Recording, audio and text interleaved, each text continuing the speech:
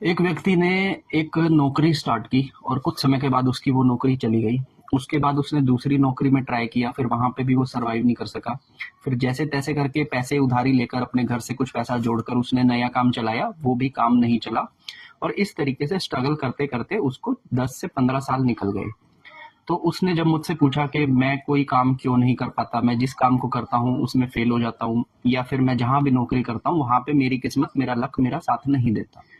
और इस तरह के ही कम से कम और 10 प्रश्न हैं जो मुझसे लोग पूछते हैं। तो आपको सबसे पहले मैं एक चीज बता देता हूँ कि आपके जीवन में जो भी आपकी वेल्थ है, जो भी आपके आर्थिक स्थिति है, या फिर जितना भी आप सक्सेस हैं, ये सब आपके संचित कर्मों की वजह से आपको उतना ही मिलेगा जितने आपके पिछले कर्म हैं। अब कुछ लोग आपने ऐसे देखे होंगे जो बहुत छोटी उम्र के अंदर सक्सेसफुल हो जाते हैं, या फिर बहुत जल्दी उनकी नौकरी लग जाती है, अच्छी सी पढ़ाई करके अच्छी सी नौकरी लग जाते हैं और उनके जीवन में कभी भी कोई फाइनेंशियली समस्या नहीं आती। लेकिन फिर भी कुछ लोगों को ऐसी समस्या का सामना करना पड़ता है और ये 50, 55, 60 साल की उम्र तक भी करना पड़ सकता है।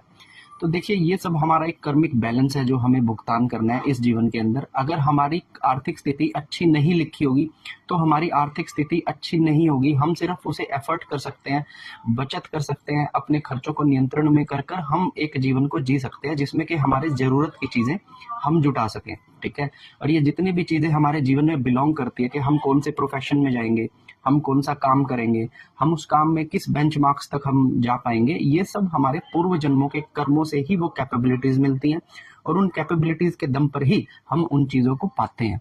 तो अगर आप भी अपने काम में अनसक्सेसफुल हो रहे हो, या फिर आप एक नौकरी के अंदर हो और आप सोच रहे हो कि मैं बिजनेस की तरफ शिफ्ट करूं, नहीं कर पा रहे हो, तो इसके पीछे ना आपके कर्मिक बैलेंस है। ये सारी चीजें आपकी प्री प्लान्ड है। आप किस उम्र में क्या काम करोगे ये भी प्री प्लान्ड है।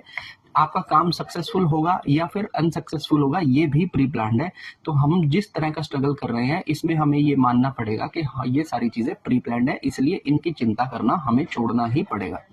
यही हमारा कर्मिक सिद्धांत है जो हमें अच्छे कर्मों की तरफ मोड़ने की ओर बोलता है। ठीक है। तो आशा करता हूँ कि मेरी बात आप लोगों को समझ आई होगी। हर हर महादेव।